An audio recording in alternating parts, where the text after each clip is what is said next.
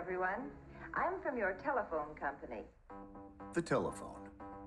The greatest advancement in human communication since the printing press.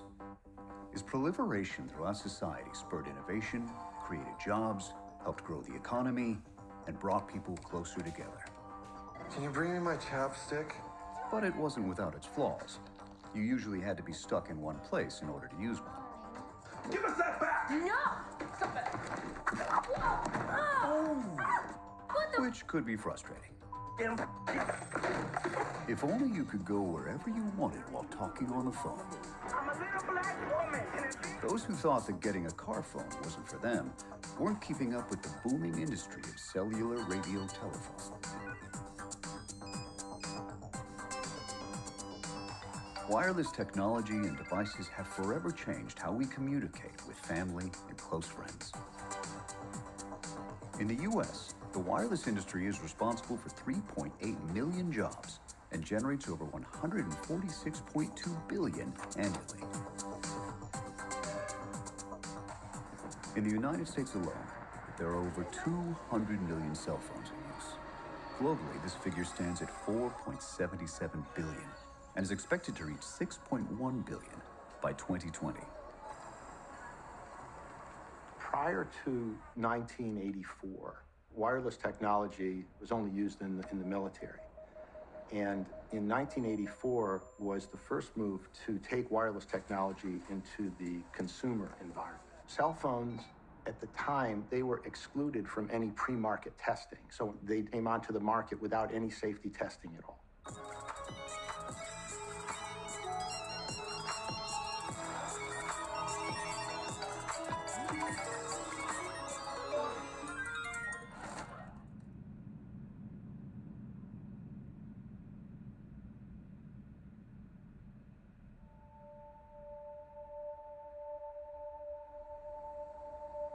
When we evolved on the planet, there was no microwave radiation other than this infinitesimal amount. And what we have added today is a billion times more microwave radiation. Our bodies didn't evolve with it, and we have no protection against it. So it's invisible, but it's a very real environmental pollutant. EMF, or electromagnetic fields, are invisible forms of energy, often referred to as radiation. They are associated with the use of electrical power and various technologies, including wireless devices.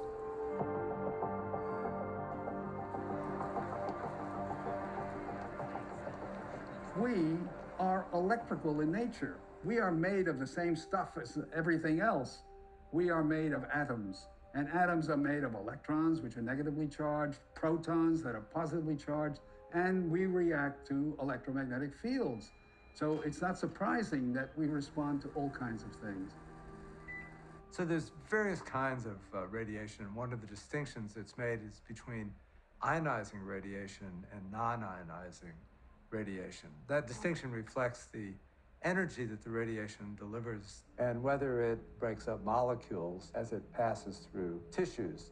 The electromagnetic spectrum measures different levels of radiation. Non-ionizing radiation emits lower energy, while ionizing radiation emits higher energy. The higher the energy, the more dangerous it becomes for our health. Most people are able to tolerate lower energy fields, such as AM/FM radio, for example. Wireless technology emits non-ionizing radiation known as radio frequencies. Regulatory agencies consider these emissions safe for short periods of time, but increased exposure could have dangerous biological effects. The light from the sun causes sunburn or skin cancer in some. Overexposure to X-rays and cosmic rays are dangerous.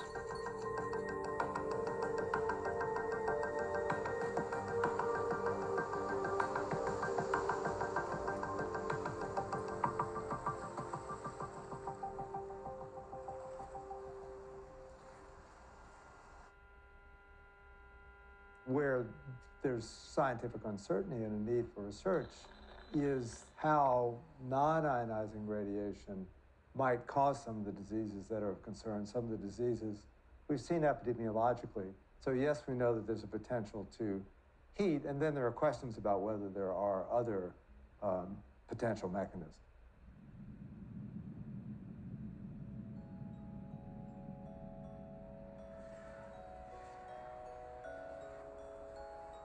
As a society, we are very fond of things that make life easier or more enjoyable. Anything that provides release from the stress of everyday life. But history has shown our enjoyment or dependence on these things can blind us to their adverse effects and influence us to ignore obvious warning signs. To date, scientists have not found any substance, as contained in smoke, that is known to be responsible for human disease. What cigarette do you smoke, Doctor? Smoking was a major factor. Could where you carry your cell phone make you sick? Some doctors say they're seeing evidence of cancer that could be linked to mobile phones. It's convenient, say many young women. It's probably the most convenient place to put it, especially when you go out. You know, you put your money on one breast and your phone in the other. If I'm wearing a dress ever, I usually just slip it like in the straps or down in the center. I used to carry my cell phone in my bra whenever I'd use a Bluetooth headset because the connection was poor. Otherwise, if it was anything further away, it just wouldn't work well. I don't have a family history of cancer, and so cancer was nowhere in the radar as far as something I thought that I would ever have to deal with in my life. I was diagnosed with breast cancer, and they found 5 tumors pretty much in the footprint of where the phone used to sit, right in the kind of center area of my chest. The morning of my mammogram and ultrasound, my husband and I were trying to locate the lump. We were going to mark it with a Sharpie so that it would be easy to point out to the person who's going to do the testing. And I pointed at one spot, and he said, and then he was trying to feel it. And he said, no, it's right here. No, I said, it's right here, not realizing at the time that we actually found another one that morning. And here we were arguing that morning. He says, no, this is it. And he was arguing that was it. And we actually come to find out that morning, actually, we had discovered another one. I'm not the kind of person that's an advocate for these unusual problems. I don't go into crazy diets. I don't worry about the environment as much as I should. I really am a focused physician. But when Donna came in with her case, it kind of opened my mind. It didn't convince me there was a problem, but I remember sitting very clearly looking at her slides with the pathologist. And I said, well, how many tumors are there in this breast? She said, well, there's basically 3 dominant tumors.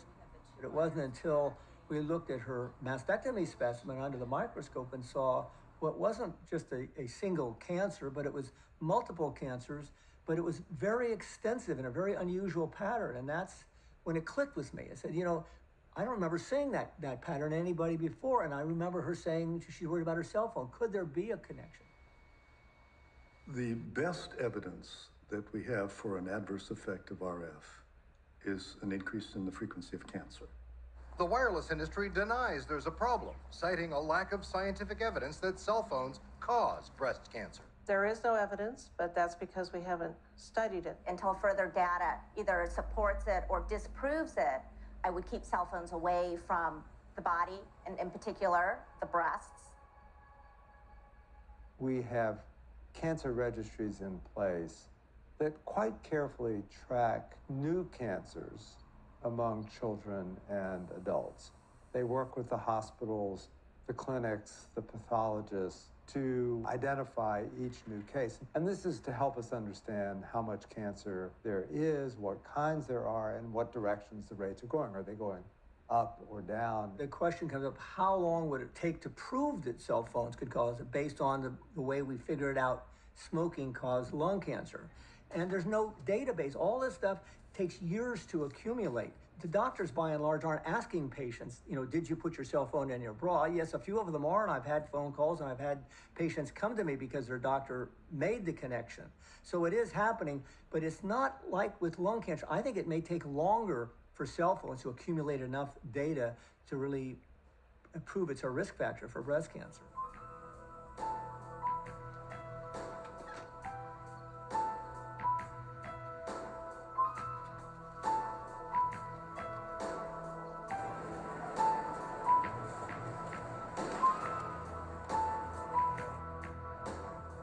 How is it that wireless devices and Wi-Fi have been able to permeate our daily lives over the last 20 years without the public being made aware of the associated dangers? So back in 1984, the two key agencies were the FDA for the devices and the EPA for the infrastructure. The FDA, or Food and Drug Administration, was established to protect and promote public health through the regulation of the food, tobacco, veterinary, cosmetic, and pharmaceutical industries. The EPA, or Environmental Protection Agency, was created for the purpose of protecting human health and the environment by writing and enforcing regulations. Neither agency had any previous experience with the regulation or safety testing of new technology. Both of those agencies preempted either pre-market testing or post-market surveillance because at the time it was felt that the power was so low for cell phone transmissions that there could not be heating. And without heating, there could not be health effects.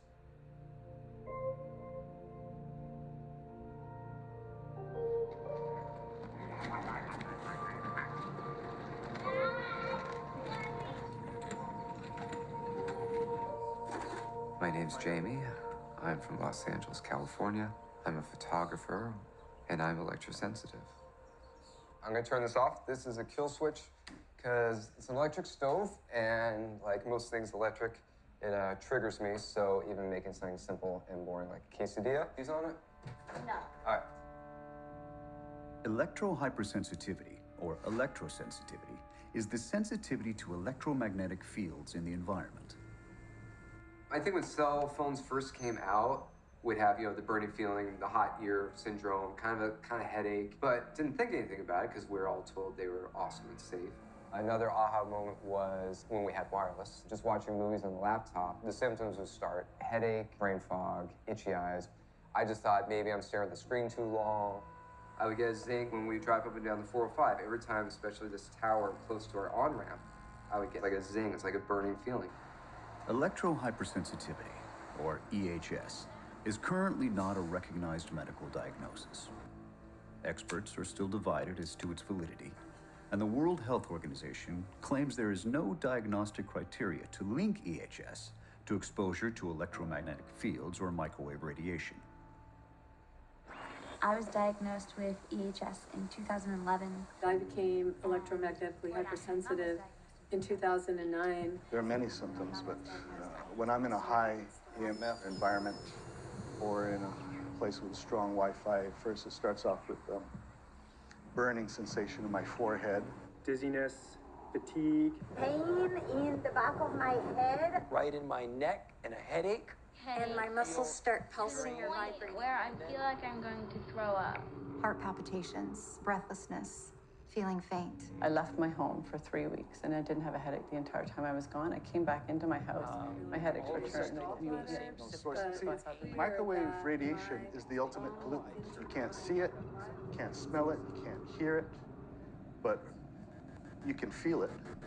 Electrosensitivity is something that people have started to describe in recent years, and there are very few studies of it, let's put it that way. But a study was done down at the University of Texas by Dr. Ria, where he had people in a room and actually exposed them to radio frequency signal. And he was able to show bona fide cases where people could identify correctly when the field was on and when the field was not on. If there was somebody that was questioning whether this is psychological or biological, I'd just say, come and live with somebody who's sensitive. It's not even that he's thinking about it and then starts to feel ill. He'll start to feel ill and then we'll notice, okay, something's off. I think a lot of people are having these types of symptoms and have no idea what's causing it. There are so few physicians that deal with any of these issues, and most of them are very expensive. But those are the people that even know what's causing their problems. And there's a lot of people who, when they even do figure it out, those around them are skeptical, and so they don't have the support. Now, what's the difference between me and somebody who's electrosensitive? My body was able to adapt. Why? Well, there are genetic reasons, there are epigenetic reasons. So when you put adaptation into the equation, Now it's even more complicated because the signals don't affect everybody the same way.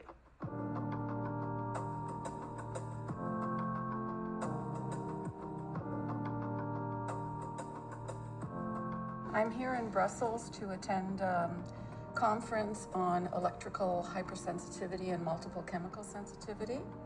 And the reason that we're holding this conference is because there are so many people suffering from environmental illness. And it's important to get the scientific community together with the medical community so that we can help people recover from electrical hypersensitivity. My background is as a neuroscientist. I've studied the central and peripheral nervous system. We had struggled for many years to get some form of answer to the simple question: a person with electrohypersensitivity, what is he or she? This Congress is trying to raise awareness among healthcare practitioners because so few of them recognize environmental sensitivities, and very often people are misdiagnosed as having psychological problems rather than physiological responses to environmental stressors. If I ask you how much more such radiation does penetrate your body today compared to like 10 years ago, is it twice as much? 3 times as much? No, it's a quintillion times more. That's a 1 with 18 zeros.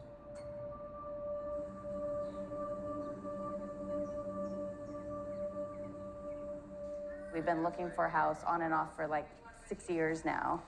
And because of Jamie's electrosensitivity and other health issues, it's very, very difficult to find a house. The house had been up for sale for a few weeks, and it hadn't even occurred to me to look because it'd been so difficult to find a house.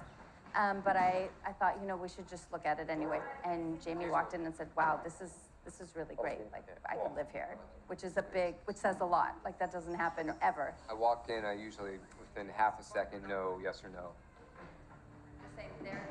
So we had just put an offer on a house, and Jamie told me that a 70-foot monopole tower was going to be erected about 3 blocks away from our house. It's almost impossible for citizens who don't want a tower in their backyard to stop that because the needs of the masses are greater than the needs of the individual.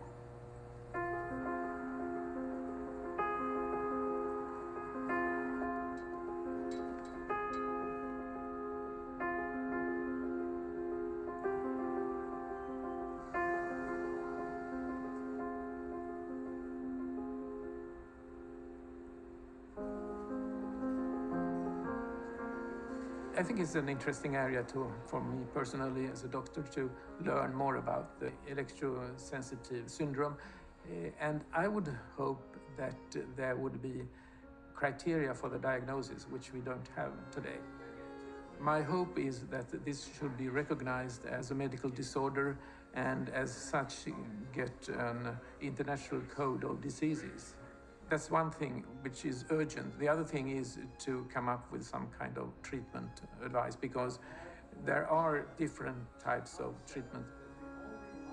It is recognizable biologically, but the information about how to recognize it biologically is not pervaded through the medical literature. There is an increasing body of diagnostic tests and guidelines that can correlate the exposure of a person to radiation and the physiological effects quite reliably. You can do a blood test, you can do a urine test, you can measure malondialdehyde, lipid peroxidation, you can see what's going on with those cells, and that is a biological measure that says the person is impaired. Recently, Professor Dominique Belpombe from France tested about 700 people who suffer from electrosensitivity. His study showed severe damage, such as damage to the immune system, to the nervous system, and established additional biomarkers for the diagnosis of electrosensitivity.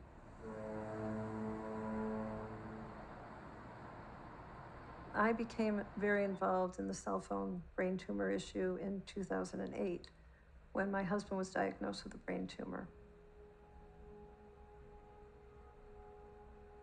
He had a grand mal seizure in the middle of the night and was rushed by ambulance to our local hospital. And within an hour, they had done a CT scan and they said he had a large mass in his right frontal lobe. He had to wait, though, about 2 weeks for surgery.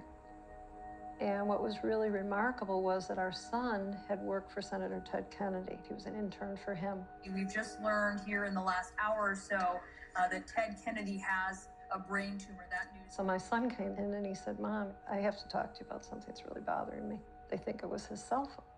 And I was just stunned because my husband was a heavy user of a cell phone. He always held it to his right ear, and his tumor grew. It was his right frontal lobe. I remember that night I sat up all night long searching the internet, and I found all this information that I had no idea existed. And there were studies about it, and there were scientists in Sweden, and there were other people who were talking about how cell phones were causing brain tumors. They were talking about cell phones and brain cancer. We don't know why they're harmful, right? Cheryl Crow was recently diagnosed with a benign brain tumor. It's in my cell phone area, and there are no doctors that will confirm that. But There's no way to say that cell phone use is safe. The public generally assumes that if one is selling something on the market, that we have had assurances that that device is safe. There's truth and there's justice. The science is all about truth. Let's go find the truth of whether or not there are dangers and all of that. That's the truth part. But the government and regulatory authorities are all about fairness. When cell phones first came into consumer use, the purpose was to carry the signal wirelessly only a little ways, and then to convert the signal to the wired infrastructure that we had on landline, phone lines. But when we began the process of moving to digital signal, we had to have a different kind of infrastructure. So recently, the past year or two, there has been a lot more cell towers popping up and down all over the place. So there's the existing one right there. Not sure whose it is. So there she is right there. There she blows. In 1985, the total number of cell phone towers in the United States stood at just 900. Today, that figure stands north of 215,000.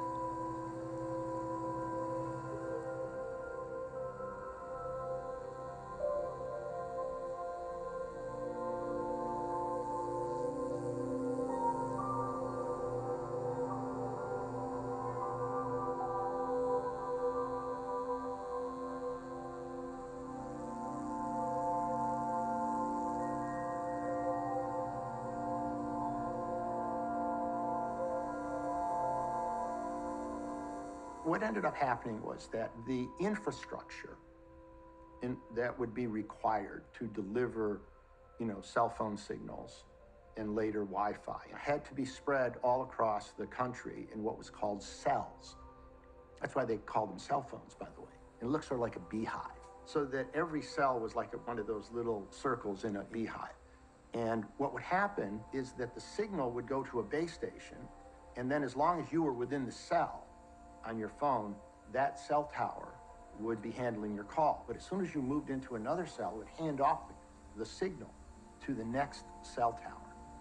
And that required an infrastructure so that there's always a transmission and reception loop between the cell phone and the infrastructure or the closest base station. That's also how the base station knows where you are. If you have good signals in Maryland, but you don't have good signals in Virginia, Maryland would have a commercial advantage in business. It's about fairness. And when you go back to our Constitution, the Commerce Clause is one of the big fairness clauses. So it became a federal program to build out the infrastructure. That was the rationale for the federal government being able to come in and, in effect, in some cases, step on the rights of individual citizens in order to build out the infrastructure.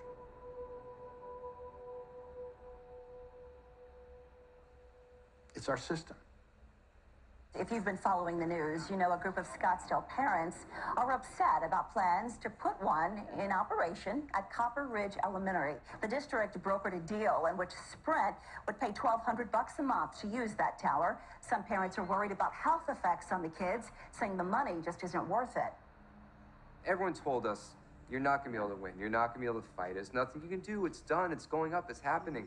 And I said to myself, if and when it does go up, I want to be able to look at it and at least say to myself, I tried. We had like 10 days. So Then I ran around for a week, couple hours a night, trying to get signatures. Right. And then we got enough to go to City Hall, get our foot in the door.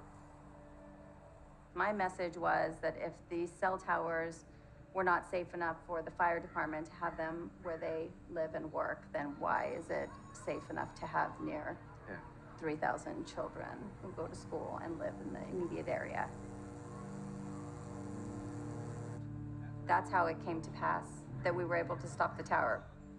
I live and breathe by this technology. I want to watch something while stuck in the car. I want to be able to justify being stuck in traffic and call my mom or grandma on the phone. It's a typical human thing that, you know, we have new technology, we get very excited about it, we use it, we push it really far, and it has great applications. However, many of those often come with health considerations. And so once those become more evident to the general population, then we hopefully force the government and scientists to come up with a safer way of using that technology. Today, our world is being remade, yet again, by an information revolution, changing the way we work, the way we live, the way we relate to each other. With the stroke of a pen, our laws will catch up with our future. In 1995 and 1996, we began the process of a new Telecommunications Act.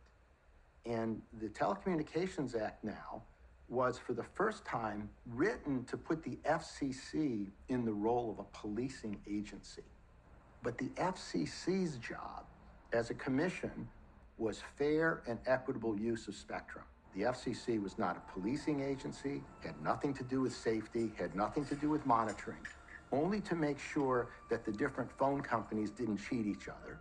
That's an important point because it was the industry that lobbied to have those changes made. Recognizing the regulatory void that existed, the cellular industry strategically positioned itself to be influential in the kind of research the government would be carrying out on its products. So the wireless industry agreed to put up money from the cell phone industry, and an interagency working group of the United States government was put in place to oversee the work. That project was called the WTR, or Wireless Technology Research, and that's the program that I ran, looking into the health effects of wireless technology. This program was put in place under what we would call a regulatory paradigm. Ordinarily, in a regulatory context, new technologies would be tested extensively before they reached the marketplace, in order to make sure that they didn't present any dangers to consumers. In the case of cell phones, and the wireless industry as a whole, this crucial stage was bypassed. This meant the regulatory agencies were forced to rely on post-market surveillance. There was an argument going on between the EPA and the FDA, and the FCC was in the middle of it, about the safety standards that should be put in place for analog phones. And that standard was the specific absorption rate. SAR, or specific absorption rate, is a measure of the rate to which energy is absorbed by the body when exposed to cell phone radiation. The smaller the body, the greater the exposed area. But the standard was based on microwave oven studies from the 70s and 80s. Was really not relevant to anything other than heating effects. When they did some safety testing, the device that's had the most testing is probably the mobile phone. It's one of the first devices that emits this kind of radiation. And they built a model that they called SAM, standing for Standard Anthropomorphic Mannequin. But bizarrely, what they did was SAM was based on the 90th centile of military recruits. So he wasn't representative of a child or even a woman, or actually an average man. This guy, just his head weighed 5 kilograms, which is more than some children's entire body. I think the thing that surprised me most and really kind of caught my attention the most, which I hadn't realized, is that the manufacturers actually tell people in the instruction manual, which I've never read, not to put the cell phone against your ear. The advice in the phone tells you to keep it off the body because phones are tested in 2 positions. They are tested next to the head and next to the body. When they're tested next to the head, they're tested with a spacer. It used to be 10 millimeters away from the head. Now I think it's 6. But the point is, there's a space between the phone and the head. The industry has succeeded in getting the FCC to accept an approach where the phone is not used like this. And you know that this is exactly how most people use phones. In that time frame, in 1995, 1996, it was really the industry that was pushing for the SAR standard. And the reason was because they knew that they could easily meet the SAR standard. If you got into standards that were biologically based, actually looking at health effects and all that stuff, the industry was worried. We do have one finding in experiments that indicates the potential for genetic damage coming from radio frequency radiation, such as that comes from the phones. And we also have an epidemiological finding of an increased risk of a very rare type of brain tumor among people who report using cellular phones. We were sort of caught in a difficult place because some of the claims that were being made about health effects were so severe that had there been pre-market testing, cell phones never would have made it into the marketplace. So what happened was, through some lobbying efforts and in the Telecommunication Act when it was finally passed, the EPA's RF program was defunded. We didn't like what they were saying, so let's get rid of them. And that's what happened. People deserve to have the right to know. The industry wants to keep the cat in the bag as long as they possibly can, that there is harm. They don't like the word radiation. They don't like the word safety. They're against all of this because they don't want to alarm people, and the big thing is they have no liability insurance. By Lloyd's of London or Swiss Re, the two top insurance companies. The main effect on the insurance industry will concern product liability claims for bodily injury. I'm involved in this issue because I love my husband. Just a few months after Alan had his diagnosis of a brain tumor, I ended up testifying to the United States Congress about it. Today's hearing will examine what science is saying about the potential links between long-term use of cell phones and tumors or other health effects. I see this from the public health perspective as being very, very important that we urgently need more research. We have almost no U.S.-funded research in this area. I'm not a scientist. I'm a human being, a mother, a wife.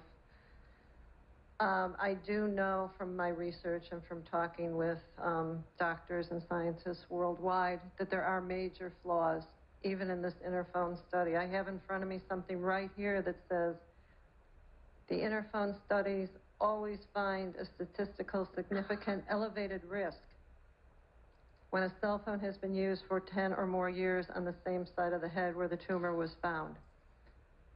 I'm sorry, but I'm not understanding the lack of correlation here. The FCC is debating the science, and the FCC is a captured agency. They're captured by the telecom industry. There's a revolving door between the telecom industry and the FCC. There's people that have worked at the FCC that now work for the telecom industry. There's people that work for the telecom industry that are now at the FCC. When I myself look at where people go for advice, so where would I go as both a parent and a medical doctor?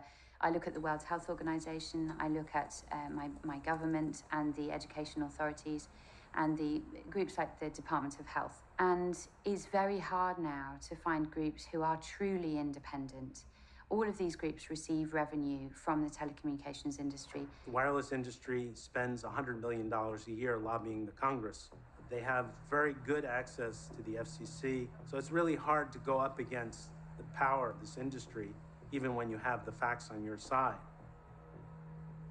Despite the industry attempts to suppress the findings of the scientific community, scientists continue their pioneering research into the adverse effects from EMF and RF exposures.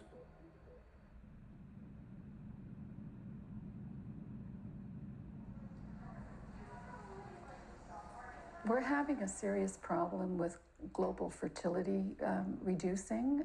There's evidence now that men who use cell phones, they have deformed sperm, they have sperm that moves much more slowly, dies much more quickly. And all of this is going to affect their ability to successfully impregnate their partners. Men who carry their cell phones in their pockets are carrying them right next to their testes, and the sperm cells are vulnerable. In autism, we see de novo mutations, which is mutations that the babies have that the parents don't have, and that can be caused from genetic damage.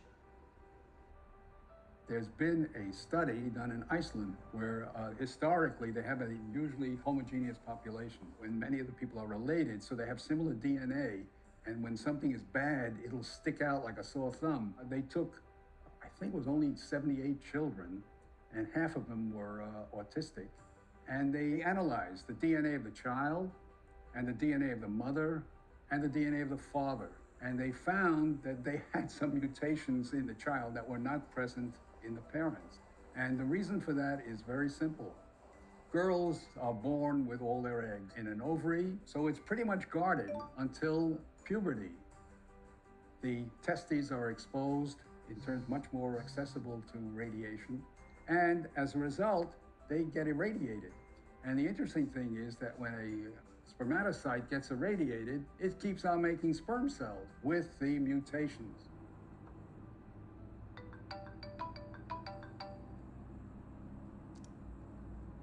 If there is a genetic change, a mutation, that modification will be maintained throughout the life of the individual.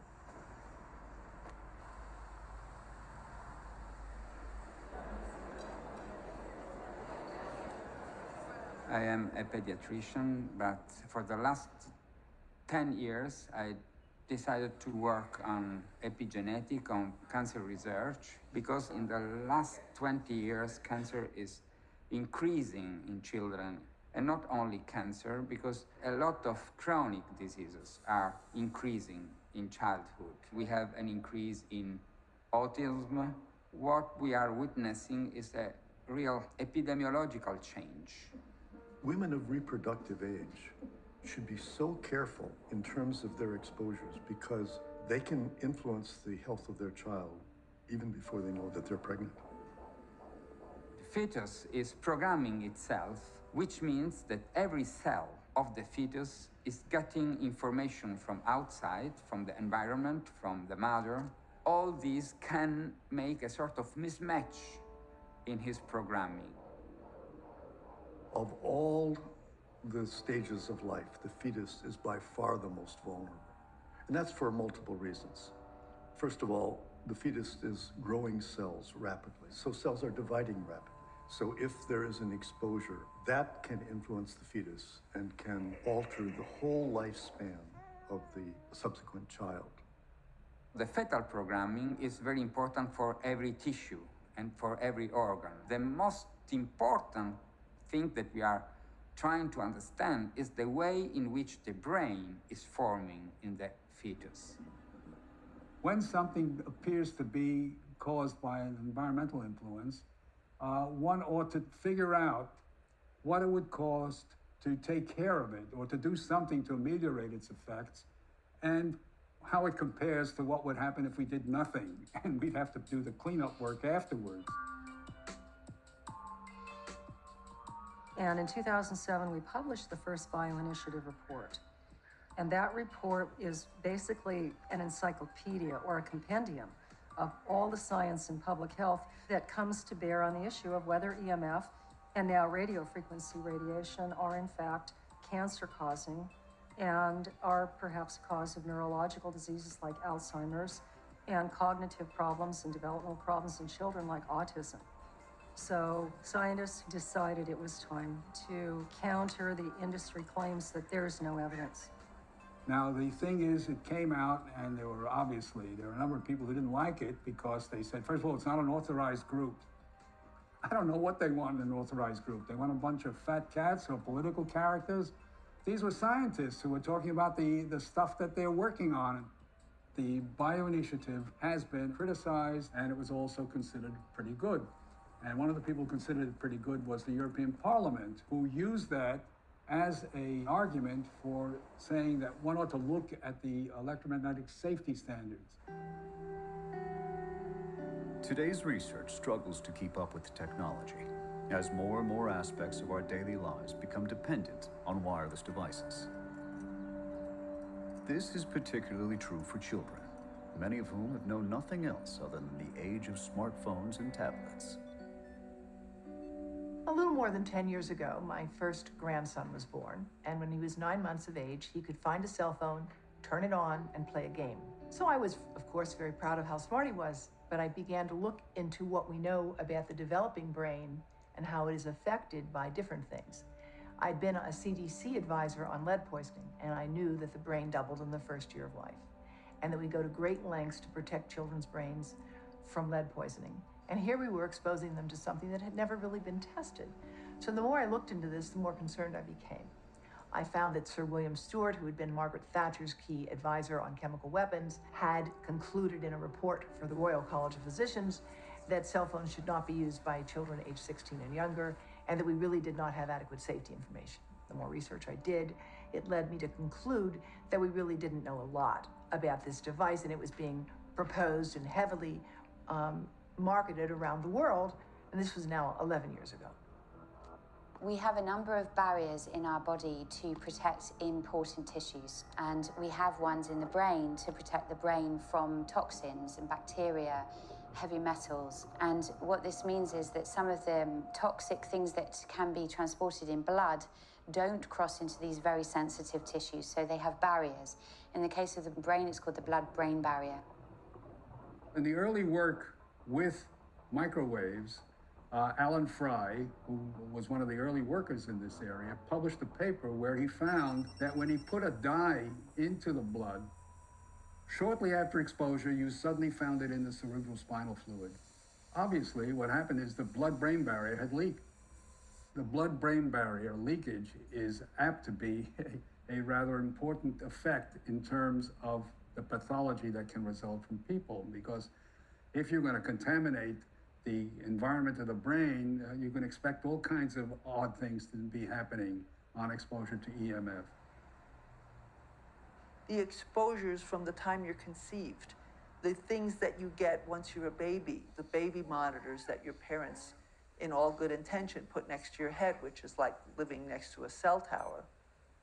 I think of autism as an overload of the brain where the genes can set you up, whether you fall off the cliff into severe autism, whether it's mild autism, whether it's sort of behaviorally, cognitively challenged. It's a cascade of things that go wrong, that pile up, and then the brain, as I see it, reaches a tipping point.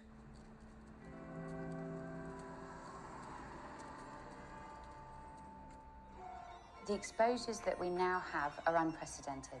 I remember a life without this kind of radiation.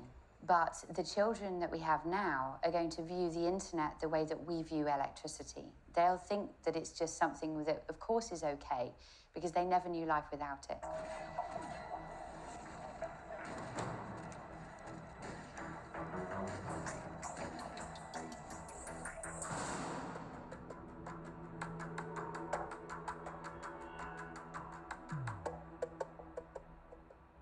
But in terms of legislation to protect children, yeah, the level in classrooms, in my opinion, should be 0.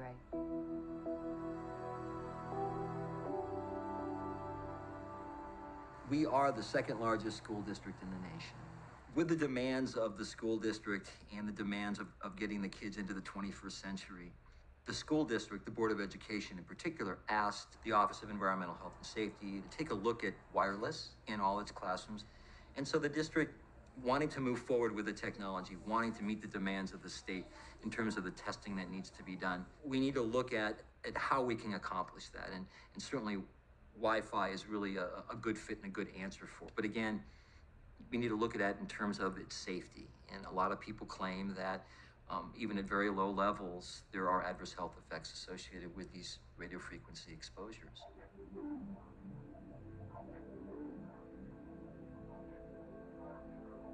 The recent attempts of various school systems to try and enrich the educational opportunities of the students is sort of leading them into some peculiar blind alleys.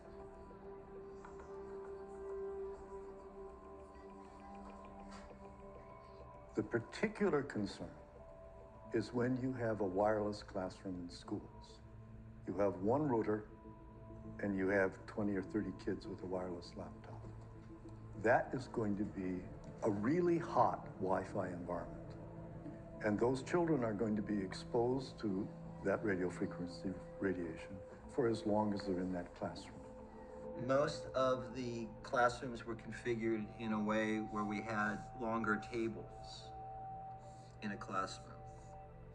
We took some basic information about the devices we were going to buy, the end devices or the tablets or the laptops, the access points or the antennas in the classroom, and you do some calculations based on standard formulas and kind of a model. And basically we took everything that we knew we were going to acquire before we acquired it, and we did some calculations to make sure that the levels were low. Typical configuration, we had a number of rectangular tables that were situated across the room.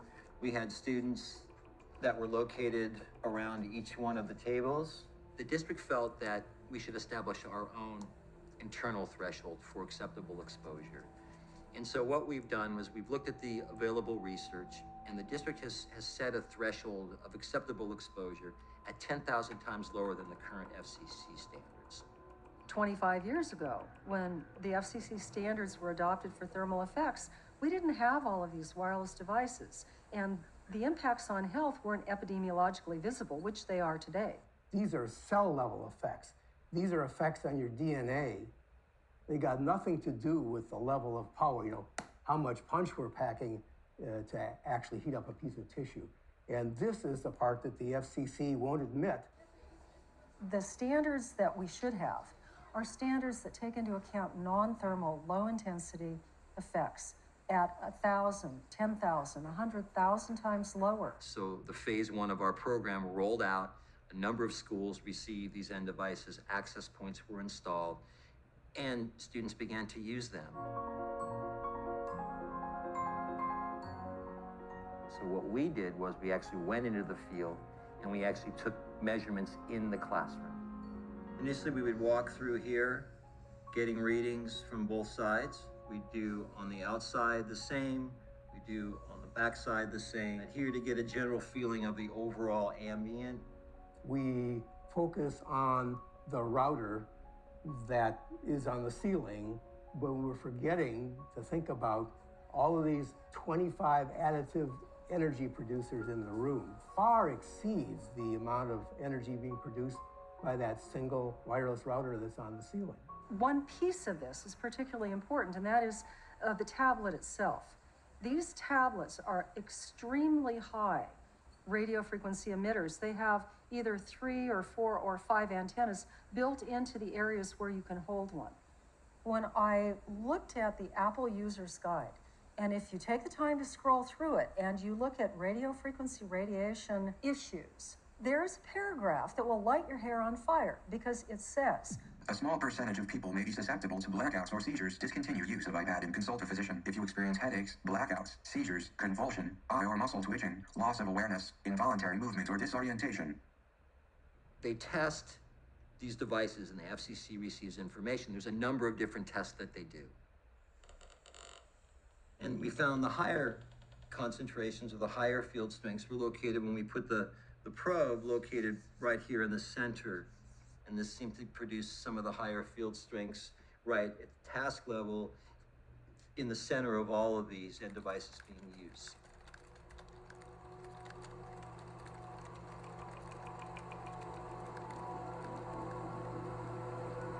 We've got an analogy of a classroom being the inside of a microwave oven set at very low power.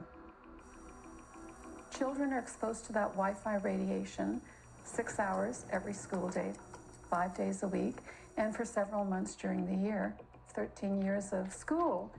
It's a very disturbing trend that we're setting up by irradiating some of the youngest and most vulnerable people in our population. Most parents are oblivious to this whole issue. They think Wi-Fi in schools is the greatest thing since sliced bread because they have no understanding of the concern. The parents of a 12-year-old student are suing the Fay School in Southborough, claiming the private school's Wi-Fi made him ill. They say he has electromagnetic hypersensitivity syndrome, and radio frequency emissions from the school's strong wireless network has triggered headaches, nosebleeds, and nausea. I used to be the Ashland Education Foundation president, and I ran 7 different campaigns to bring technology into Ashland Public Schools over the years. We have something in Ashland Public Schools called Best Practices for Mobile Devices. In our classrooms, when we're not using the Wi-Fi, we should be turning it off. And when we are not using devices actively, then we should be turning them off. We are the first public school district in the nation to address this. It's fascinating when you look at what's happening with school systems around the world. In France, they had some of the first adopters of Wi-Fi. Now they're recognizing that the Wi-Fi is potentially harmful to school children, so they're getting rid of it in elementary schools. I think the European Union, I think other countries, Canada and Sweden and others, have different approaches to control of wireless technology, and that's certainly their prerogative. If it's just because you don't want any Wi-Fi or radio frequencies, well then, yeah, that's what you do. If that's their threshold of none, well, then that's their threshold of none. It's particularly tragic because a wired computer classroom will not expose your child to radio frequency radiation. People have brought this to our attention, have recommended that a wired technology, fiber optic, for example, is certainly a better way to go and might even be more reliable. And we understand that.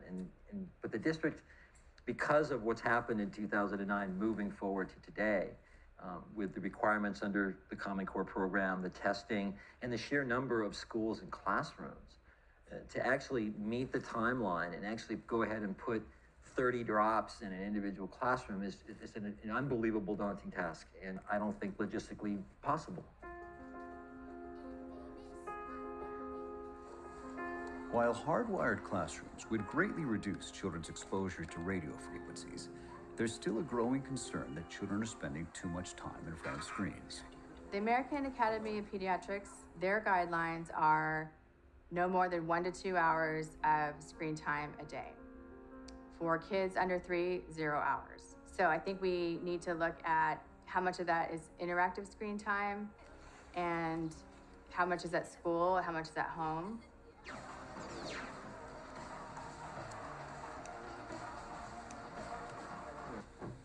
Kids become addicted to their signals.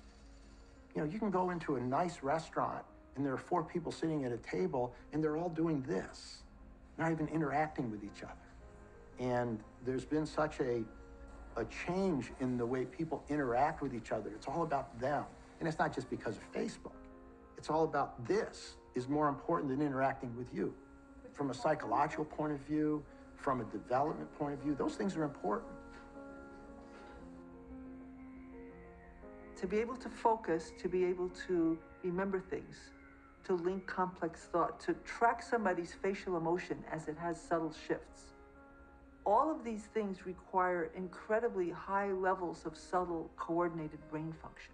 That general concept, to me, is what links the various brain problems that people are facing, ranging from Alzheimer's, where you can't remember, to attention deficit, where you can't focus, to behavioral dysregulation, where little things send you flying off in one direction or another. When you look at all of these at the chemical level, you see varying degrees of severity of depletion of protective substances like glutathione in the brain.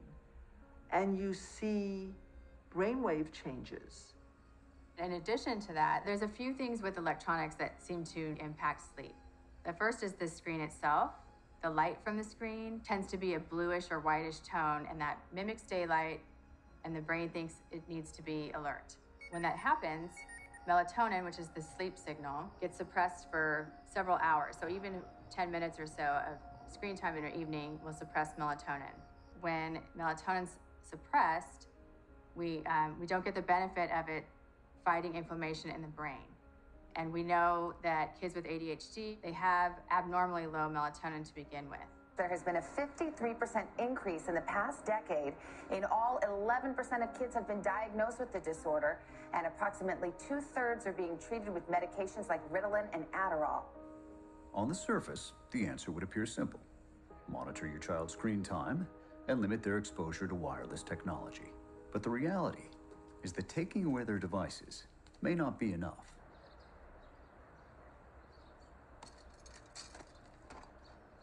Smart meters are the new or newer meters that are replacing the analog meters on your home, electric meters and gas meters. It uses electromagnetic frequency to send DTE information about power use. This gets rid of the need for meter readers and notifies the power company about outages. But some say such meters are making them sick. Many people who are perfectly fine prior to the installation of the smart meter, that thing goes into their house. They can't sleep. They have headaches, they have depression, and it's coincident with the going in of the smart meter. This is similar to the radiation debate over cell phones and cancer, right? Yes, this is very similar to that debate in that it's the same kind of radiation, and the research into its safety is not conclusive. But here's the big difference. You can choose how often you use your cell phone, right? But with smart meters, you don't have a choice. The frequency with which you are exposed to this radiation is determined by the power company. We're confident in the specs of our meters and the safeness of the meters at this point. What PEPCA says is happening is that these smart meters send out communications every 4 to 6 hours on a daily basis. But what we're seeing is that these smart meters communicate about 4 to 6 times a minute, if not more. When we lived in Lafayette years ago, it was one of the first areas of deployment of the smart meters. And I absolutely did not want one because I knew that this non-ionizing radiation was not healthy. So I called to opt out, and they said at the time there was no opt-out. And I said, I want this thing off my house. And they did do it. There's a number that one can call in the state of California to opt out of your smart meter. And they do charge you $75 up front, and I think it's $10 a month. It doesn't seem fair to me that we have to opt out of something we don't want. But people can do that. They can call and they can opt out of the meter. The driving force of the 21st century will be powerful processing centralized in the cloud and wirelessly connected to thin clients. Autonomous vehicles will be controlled in the cloud. Smart city energy grids, transportation networks, and water systems will be controlled in the cloud. Immersive education and entertainment will come from the cloud. But such futures won't come to pass unless the pathway to and from the cloud is low latency, ultra fast, and secure. 5G's been approved. The FCC voted on it. It's going to be rolled out. It will be faster and it'll take up more of the spectrum. 5G has an enormous amount of promise. It's expected to enable all sorts of things like virtual reality, self-driving cars. You could potentially download a movie within a couple seconds. With 5G comes the small cell equipment that they're going to be putting on every pole in every city, right outside people's windows, or on fake mailboxes. Nobody has taken into account the cumulative radiation that we are all getting, especially children. And there were no pre-market safety testing on any of this. So many people involved in the science around this issue are out there arguing for massive change to everything, from, tearing down the structure that we have of regulation and public safety, to getting rid of technology, to doing all kinds of things that are extreme. Fact is, none of those things are going to happen. So what can we do now? My son, Zach, and I created California Brain Tumor Association. And the reason we did this was after we started hearing from more and more people who were affected by this, we wanted to start raising awareness about this. And we were able to get cell phone right-to-know legislation passed unanimously in San Francisco. We try to say that it's not about the science, because we always get pushback from the legislators. Oh, the FCC says there's no, conclusive evidence. Unfortunately, the National Institute of Health, these are captured agencies. So we try to say that it's really about giving people the right to informed decisions. And what that means is that the warnings that are now hidden in the phone or in the manual that nobody knows about and sees, if you read them, would be given to the consumer at the point of sale so that they can make informed choices for themselves and for their children as to the safest possible use. So the city of San Francisco passed this law unanimously, and then the industry, the CTIA, Cellular Telecommunications Internet Association, came in and sued. Cellular Telecommunication Industry Association's argument is that it's a violation of their First Amendment rights. They're saying that this is allowing speech to be given to consumers at the point of sale that they are not okay with it. And then it went to the federal court in a non-published decision. They said it violated the cell phone industry's First Amendment rights because it was compelling speech that they didn't want given out at the point of sale. So now we've had similar legislation passed in Berkeley, but what we did here is we learned from our mistakes in San Francisco. San Francisco did overstep their boundaries a little bit in that they had warnings that they were going to give out to people saying, limit your use. Children should not use cell phones. Turn your phone off when not in use. So what we did in Berkeley is have Harvard constitutional law professor Larry Lessig help with the legislation so it would stand up in court. The city expects the industry to file a lawsuit. This proposal would irresponsibly alarm consumers into questioning the safety of cell phones. And of course, the industry did sue just a couple of weeks later. Here it is. It seems kind of short-sighted. If we look at the tobacco industry, they got behind the warnings eventually because their lawyers told them it's in their best interest. Because when these product liability cases come to trial, they can always point the finger at the consumer and say, well, didn't you read our warnings? We warned you. This stuff is harmful. So be straight with me. Is it true? It could be. No, well, very few cases. Proof There at was all. an unfortunate It's really a incident out in Iowa. situation. Gentlemen, practice these words in front of the mirror. Although we are constantly exploring the subject, currently, there is no direct evidence that links cell phone usage to brain cancer. What is this direct evidence that they, in the movie, concluded didn't exist? Direct evidence means dead bodies. If we take this approach to public policy on cell phones today, we're basically condemning an entire generation or two to getting sick in enough numbers before taking action to prevent it happening.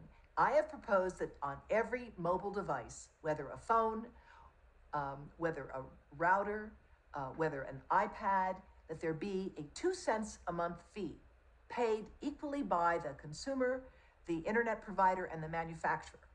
And that amount of monies would generate the funds that we need, first of all, to train people in medicine and engineering so they'd understand this. We need to do the monitoring of the impact of children in schools. And we need a public educational program. It really has to be solved more from a regulatory point of view, more from a population-based point of view.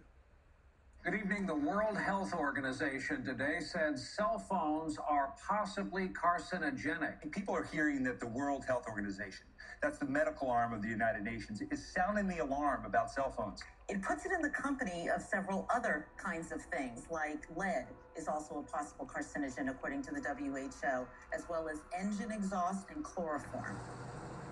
You have to see it in the full context of the evaluation scheme. Group 1 means it is established that it's causing cancer in humans.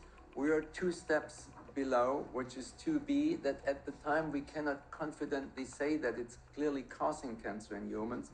That classification has been done in 2011, and since that time we have at least 2 large studies suggest that it should be reclassified as at least group 2A, or some people believe that it should be reclassified as group 1, so it's 100% carcinogen, in other words. The classification means there cannot be an assurance of safety, and it signals a need for more research. And then for some, it would signal the need for being precautionary in terms of handling this exposure. In view of our present scientific knowledge, we hereby stress international institutions, particularly the World Health Organization, to recognize EHS and MCS. Although our scientific knowledge remains incomplete, we unanimously acknowledge this serious hazard to public health, urgently requiring the recognition of these two pathological disorders at international level.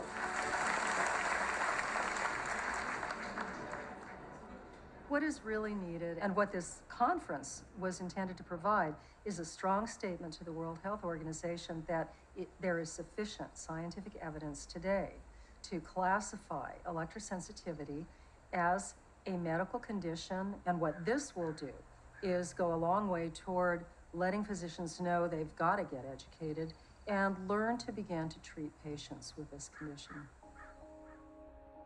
There are signs that the message is beginning to sink in.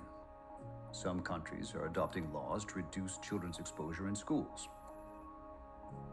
The European Parliament and some European legal courts are starting to acknowledge the correlation between EHS and radio frequency exposure.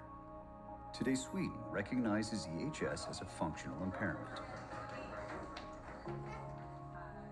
If the World Health Organization recognized electrosensitivity as a real thing, I think it would help in a lot of ways. You know, if talking to teachers about it, they, you know, if you could show them, you know, it's not just me, the parent, it's the doctors, the scientists. I think financially it would make a difference. Financially it would make a difference, I mean, if it was something that health insurance companies recognized and we could have, I mean, right now all the treatments that he does is purely out of pocket and it's quite expensive. Yeah, I've been addressing a lot of issues with myself health-wise, you know, mold in my system, chelation, getting metals out of my body.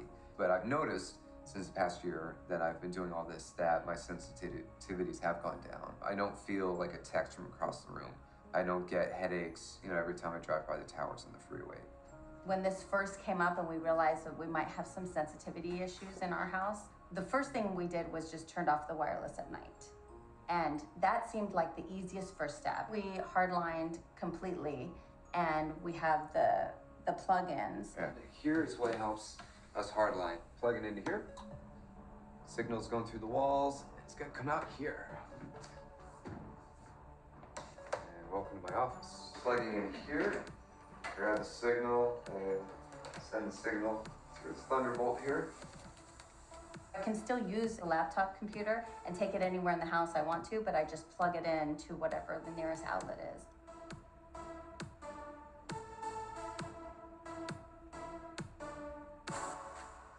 These are all things that immediately will reduce your exposure. Use a wired earpiece. Concentrate on speakerphone. The worst time to put a phone right next to the head is when you say hello, because it's programmed to go to max power. 100 times a minute, it says, where are you? Here I am. Where are you? Here I am. We can change that. You can program it to do that less often. You can have it go, as the Android system does, into a deep sleep so that it doesn't always ping you back and forth. Be aware of the number of sources of wireless that sneak into everyday life. As you layer up, your dose actually is larger and larger as we're at the same time deciding we have to have lower and lower exposures to protect our health, our sleep, and the next generations. Because of my sensitivities, we want to address it at the boys' school because they, you know, all the schools are wireless. Every school is wireless. So we asked them, at least if they're going to be in that all day, can we at least take out one of the factors and not have their laptops be wireless? So by doing that, we are able to convince them to hardline their computers. Nowadays, because there's so many kids that have food allergies, that we've explained it to the teachers and the other kids in the class as kind of a similarity. Just as you wouldn't make every kid in the class eat peanuts because some kids have a sensitivity to that, please don't make every kid in the class use wireless. Alan's situation now is that he's been fortunate. He's alive and doing fairly well 8 years later. He does have to go for MRIs every 4 months to see if there's any new growth, and thankfully there has not been. I live 6 months at a time. You never know when you're gonna come out and it's gonna be, you know, they're gonna say it's growing again. She sees what I'm going through and what our family's going through and doesn't want to see that happen to anybody else. Just calling it Right to Know says what it's all about. I'm really proud of you. All this work is in response to my illness. and it means a lot to me. Thanks. It's a very, very tough fight, and it's been a long time. I've been involved in this for about 8 years, and there's times where I feel like giving up, and then there's times where I say, no, we're going to make progress. I'm not going to stop, and it's usually when I hear from more and more people every day that are sensitive to wireless, or I hear from people every week or two that their spouse has a brain tumor that they think is from their cell phone, then I say, I'm not giving up. I do have a certain sense of optimism that eventually the right thing will happen, like it did with tobacco, like it did with asbestos.